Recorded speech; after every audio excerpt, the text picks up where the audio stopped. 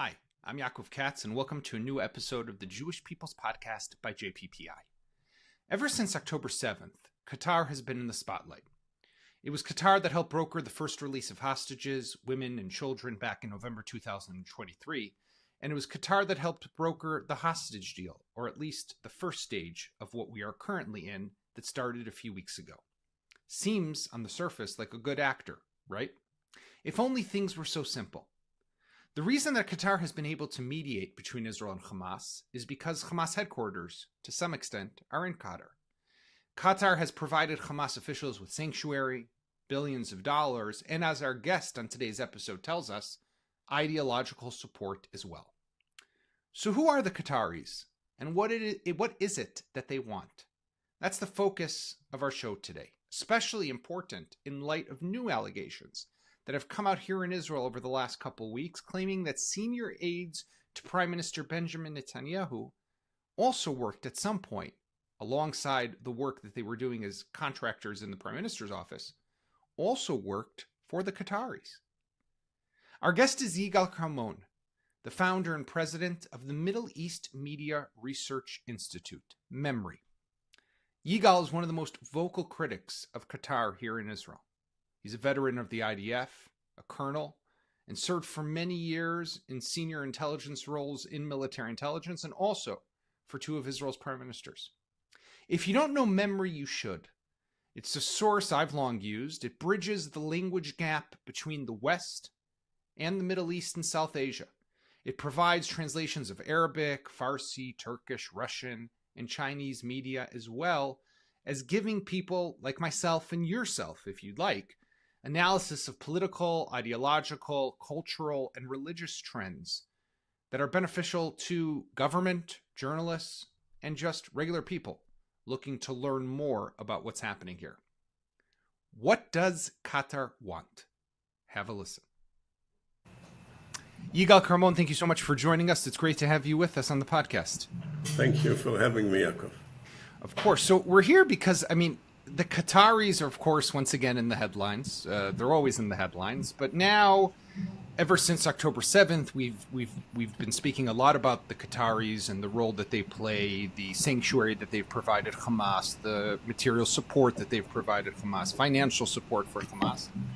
But now, over the last couple of weeks, there's been a lot of talk and different suspicions of people within the Prime Minister's circle and the prospect or the possibility that some close advisors to Netanyahu might have actually also been working for the Qataris. But before we even talk about that, you have long been a vocal critic of the Qataris' involvement in the hostage talks, in the mediation, and in anything that has to do with trying to reach a ceasefire between Israel and Hamas after October 7th. So why don't you walk us through, if you can, Yigal, what is it about the Qataris that you just don't trust? Yeah. Well, first of all, I should say the Israeli angle of Hamas is not a minor one, surely not for us, but it's in a way a side issue. Qatar is a world power, and it has a presence in so many parts of the world. What is mind-boggling is that nowhere is its true essence, its true nature, what it does in the world is known for its real damage. Qatar is a Wahhabi emirate, an emirate of evil, an emirate that promotes Islamism, Islamist movement, and Islamist terrorist organization around the world. I can take you from Afghanistan. They sustained the Taliban for many years, up to the coup that took over the hold of power from a secular, democratically elected government. And they played there also the arsonist that plays the firefighter, and then they were there to rescue some people. They are supporters of the jihadi organization, ISIS, Hezbollah, both Shiites and Sunnis, Al-Qaeda, everywhere. One major thing that needs to be known, and I'm trying to promote it, to the understanding of it, is that they are responsible for 9/11. The mastermind of this attack, this historic attack, was a former Qatari government employee, Khaled Sheikh Mohammed. When the FBI, he was brought to Qatar from jihadi missions in Bosnia and acted from there. He was an engineer in the Department of Water in Doha, and from there he would go to missions of jihad in many places of the world. When the FBI in '96 came to arrest him, and they told it only to the emir, and surely the American ambassador there, Theros, who is involved with Qatar and with Iran, it's a shame that such a person is an American foreign ambassador. Someone told him that the FBI is after him, and he disappeared within hours. And there are books that tell the story of him, but what I'm telling you is taken from American documents. We wrote it in so many words, all American documents. It's not MEMRI's reading of whatever. American government documents that tell his story. There are also books that tell the story. One of them interviews an FBI agent, Pellegrino, whom I happen to know, and he said in the book that he told the American ambassador, Theros, you son of a bitch, how can you let him go? Doha is not New York. And but this is this man ran away to Afghanistan. After years, he was arrested by the American intelligence, and he is in Guantanamo for 10 years now without a trial. Why is he without a trial? Because if he goes to trial and he opens his mouth, then all that the Qatari involvement and also some Americans will why, be... Yigal? Why would the... What happened was there was an attempt just before President Biden left to do a plea bargain to make it possible to shut him up. But there was an outrage, so he's back to jail, and we're waiting for a trial. Yes. But explain to me, I mean, I understand, fascinating story, but, why would the Americans want to protect the Qataris? And we even heard, for example, President Biden, and I think Secretary of State Blinken said this in their that Qatar is one of the strategic non-NATO state allies of the United States. I mean, so you're telling me that they're supporters of terrorists, they're facilitators of terrorists, but the Americans are calling them their greatest non-NATO ally.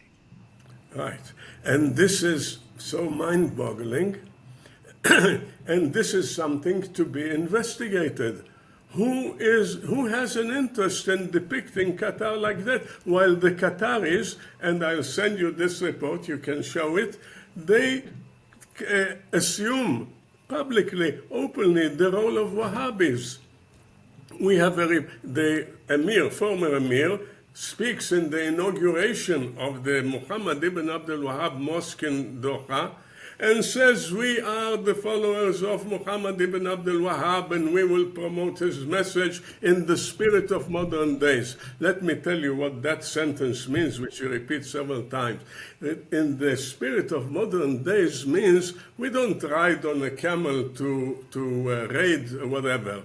We can be like Sheikh Hamoza, with the best Valentino or whatever fashion, and promote Sinwar and eulogize him and talk about the heroism of Sinwar. This is in the spirit of modern days. We have a recording of him, and we published that, telling Gaddafi in 2010, we are the real Wahhabis. We are the real Wahhabis, and I am, the Emir, the 16th heir of Muhammad ibn Abdul Wahhab. This is their motivation. And again, in the way of deception, in the way of pretending to be the firefighter, the mediator.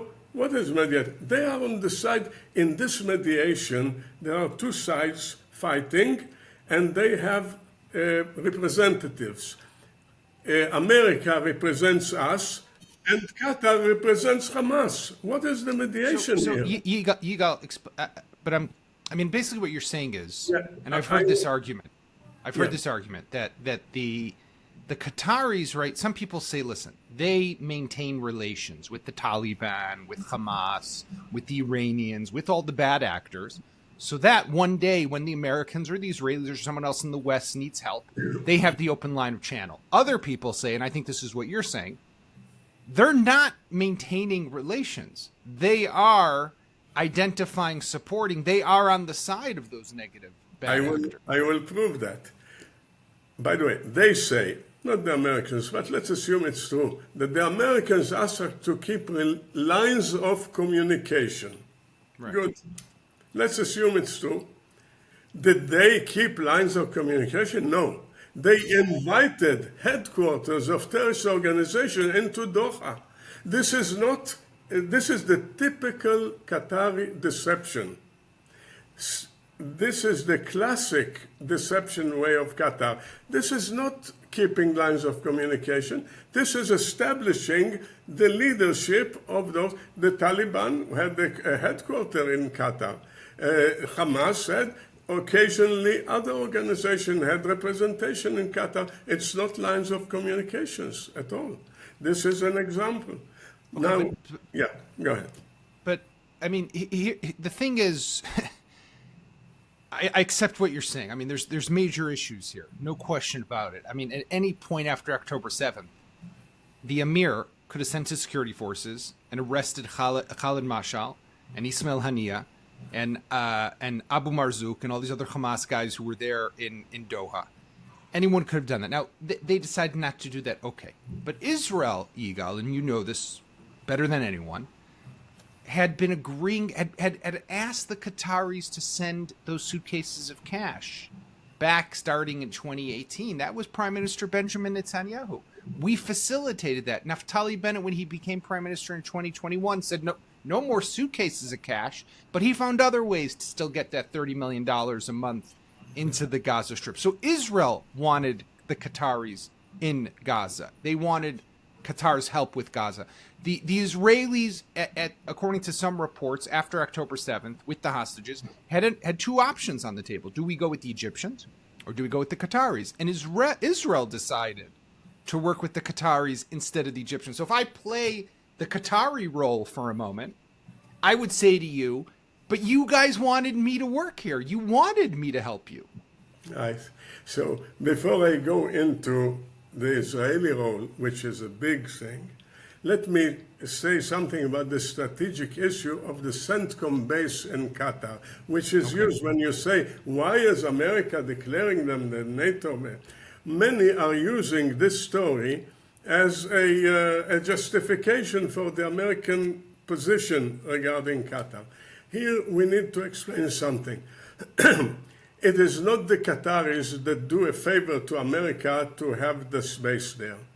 It is America that does a huge favor to Qatar to have the base there. Without the base in Qatar, the criminal regime of the Al Thani clan would be wiped off within a week by Saudi Arabia and the Emirates and Bahrain, as they tried in 2017 had they not been saved by Jared Kushner.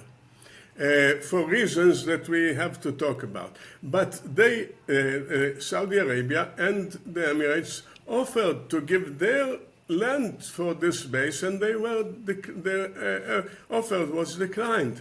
It is just because America chose to be there that this family, this Qatar, is existing at all. And the favor is from America to Qatar. And Qatar funds it all. And in the dark of the night, they signed America on another 10 years without Congress knowing anything. And they are trying to do more now, to widen it, all on Qatari money. And there is there a city that was built for the families of the soldiers, like a city in Alabama. all to keep America there, because without America there is no Qatar anymore. The next week they disappear from existence. This is the truth about this base. Why are Americans so keen to serve them? This is a big question, and I'm sure... What do you think the answer is? The answer is the Qatari influence in illegal ways. This is the answer. And now, talking about influence in legal ways, let's go to the Israeli angle. So when they say, you guys ask us to fund, it's true. That's true. That is why in a report that I wrote, we established to widen the understanding of who is Qatar, we opened the Qatari Monitor Project, which has major documents, I'll send them to you, and weekly. Now, in the larger document that launched the project, I deal with the problem of why doesn't the world know about Qatar? And one of the reasons is because governments in the world are penetrated by them.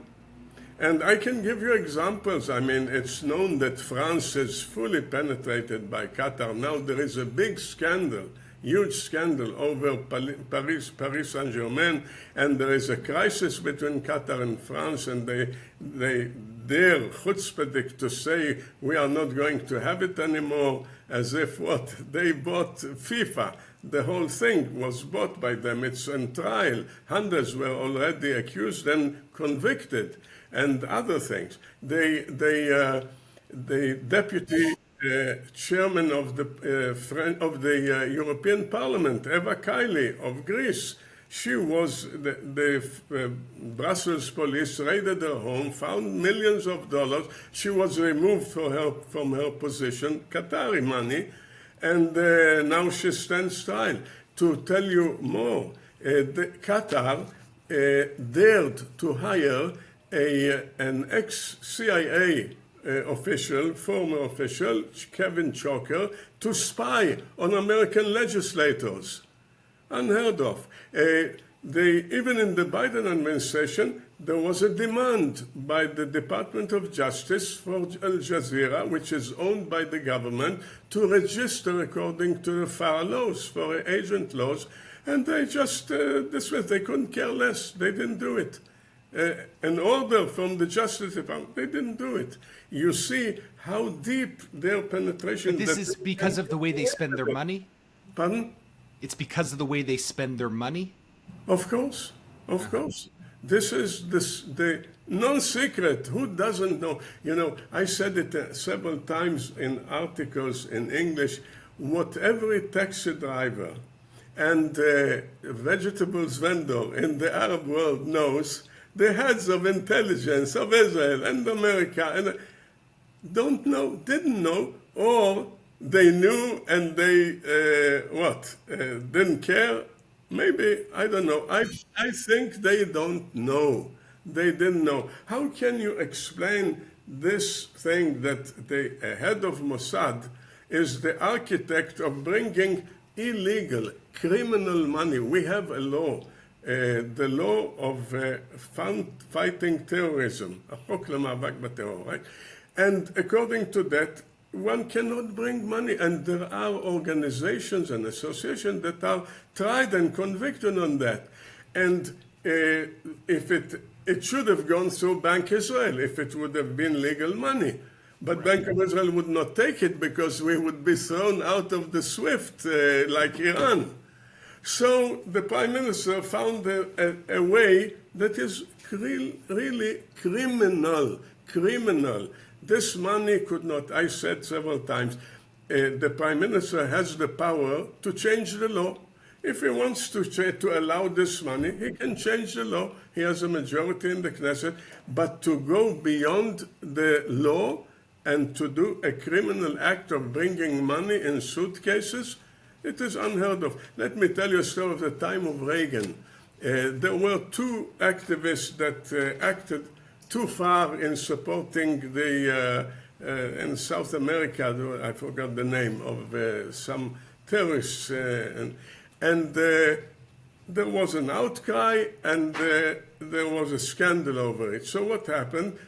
Elliot Abrams and Colonel, I don't remember, Oliver North, they took the responsibility upon themselves that they acted without the knowledge of the president, and they were tried and convicted, and then they were pardoned. Everybody understood what is the truth, but it was all to say the president cannot commit an illegal act, by definition.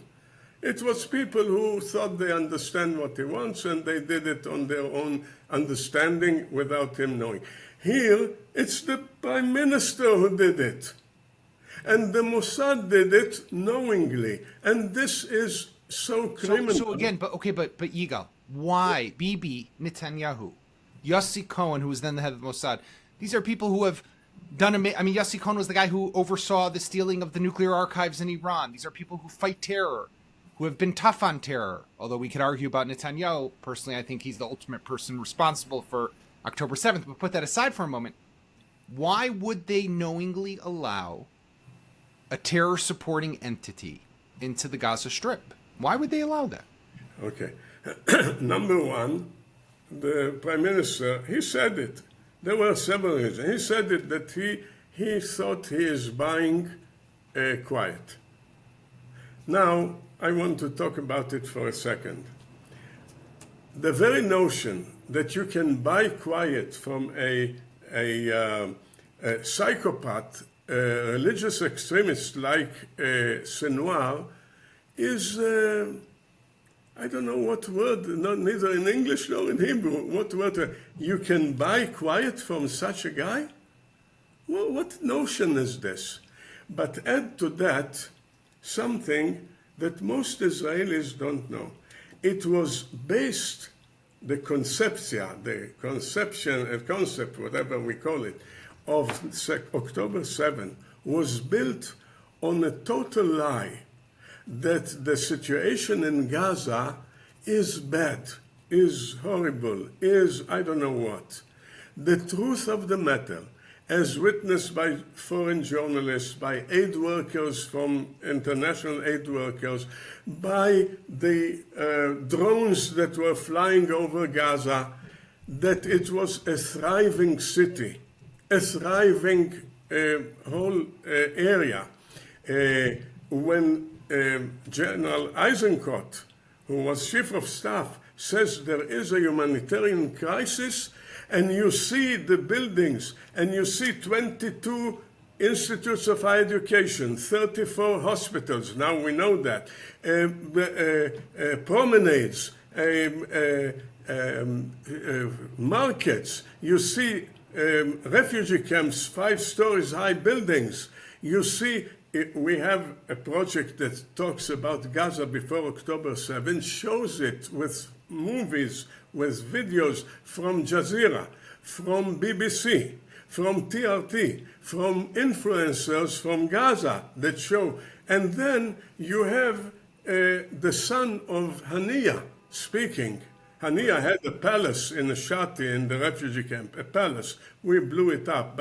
And says Hania, the son, the beauty that was in Gaza did not exist in other Arab cities. And then he tells a story that Jared Kushner came to his father to offer him $50 billion to accept to have a separate independent entity. Of course, he meant peaceful one in Gaza. And he says, my father rejected it. So when Steve Witkoff comes and says, we have to give them because otherwise there will be a rebellion, by rebellion he means another attempt to finish off Israel. But it happened while they were at the height of their flourishing. So it's not that this is what Bibi created with his allowing the money. Yigal, when you hear these stories now, about people, aides, assistants of Netanyahu, the story of someone who served as a spokesperson, Eli Feldstein, who might have been also on a retainer, from the Qataris, two of his other people who had worked with him on political campaigns, also apparently working to help brand the Qatar as a positive actor and a good country ahead of the World Cup there a couple of years ago. What does that tell you about? I mean, they're tentacles reaching into the close vicinity and proximity of the leader of this country. Well, since I deal with the Arab world and sometimes the world in general, I don't focus on Israel. Mm-hmm. And I don't know about it anything, but I know what happens in other countries. In other countries, this is precisely what happens.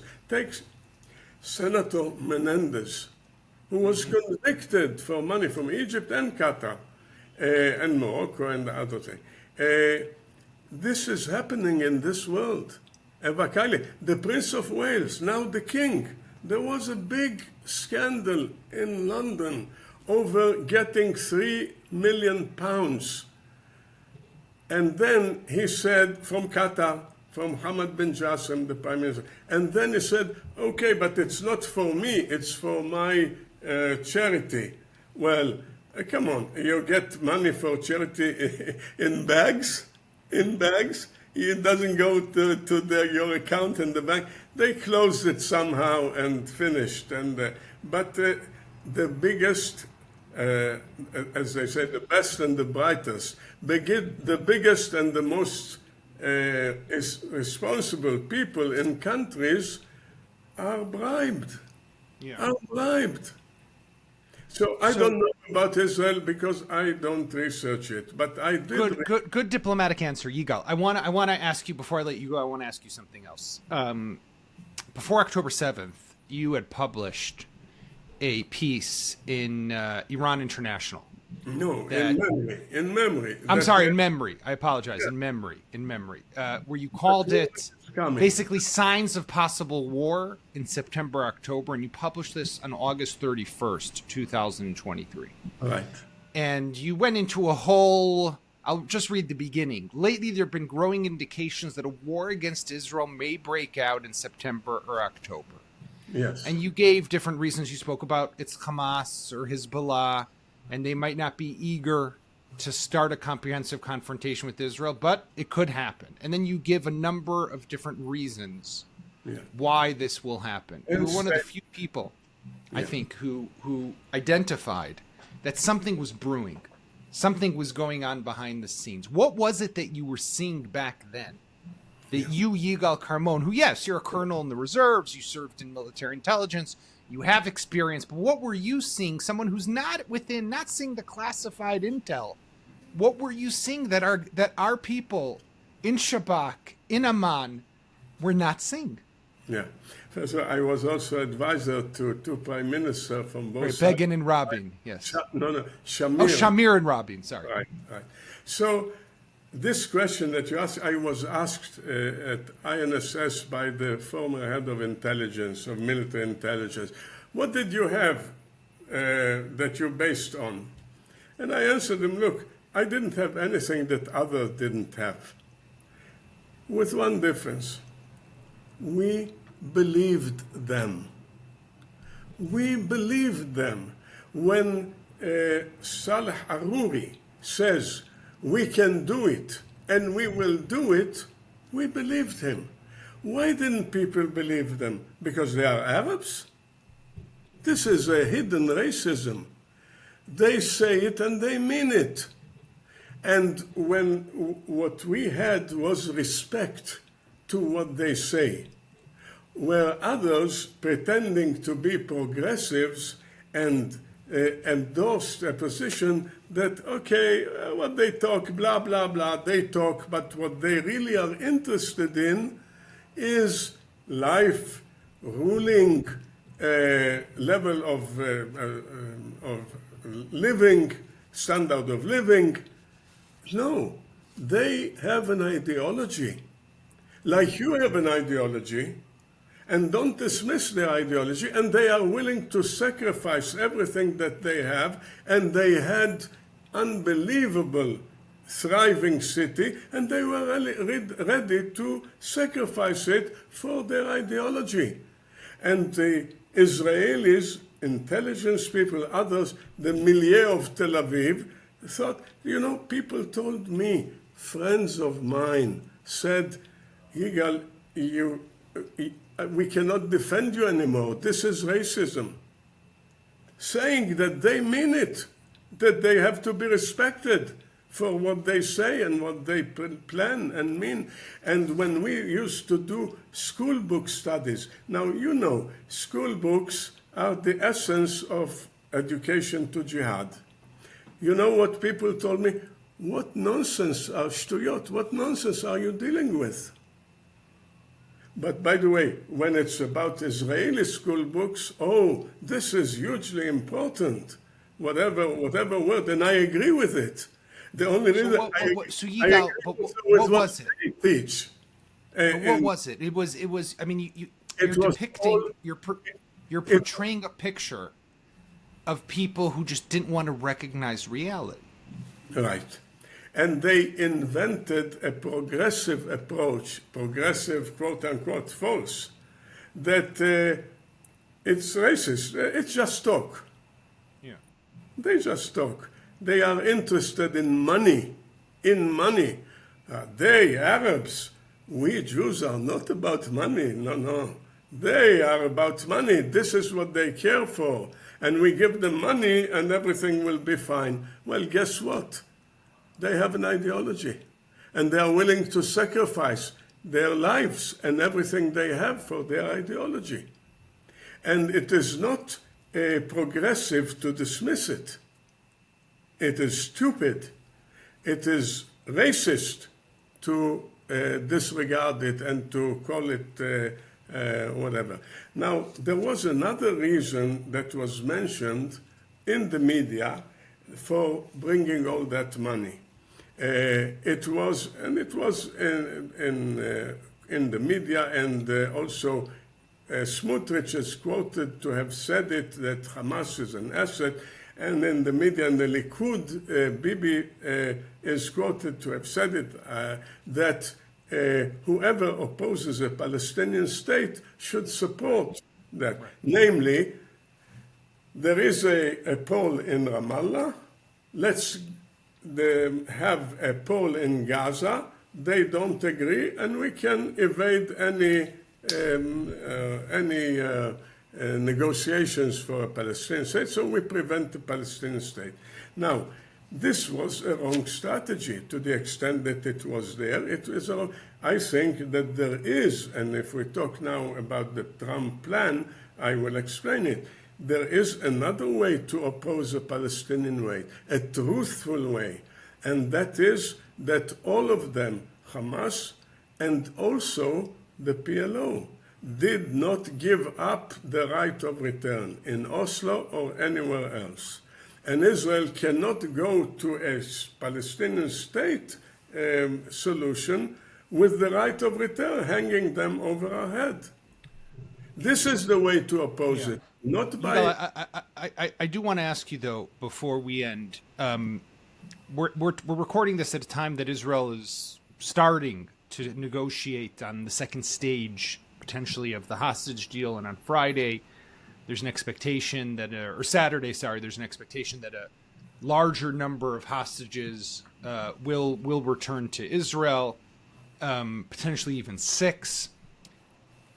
The Qataris are going to be the mediator for this new stage, if there is going to be one. What would you do, as somebody who has long said, we can't trust the Qataris? What would you do at this point now, with hopefully finishing stage 1, potentially moving to stage 2? How would you get back the rest of those hostages? What would your strategy be?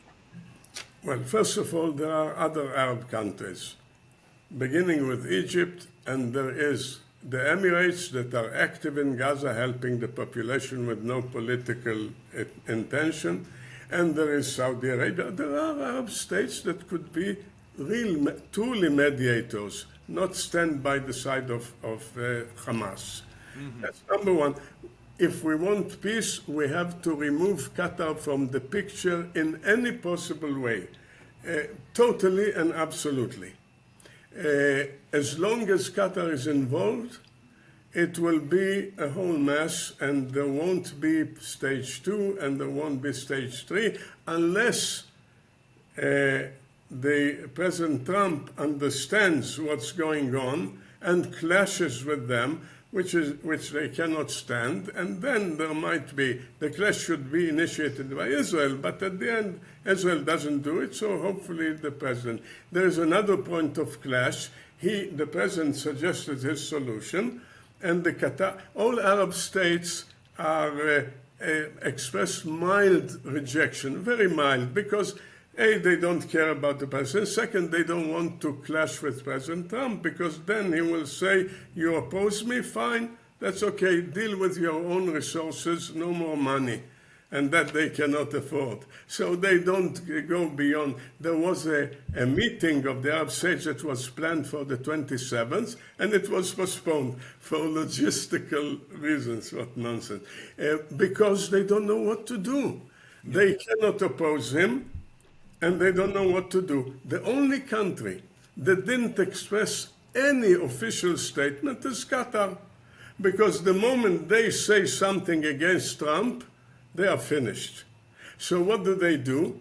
They play to swift his plan to the garbage by resettling them in tents, in caravans, but this is not real rehabilitation.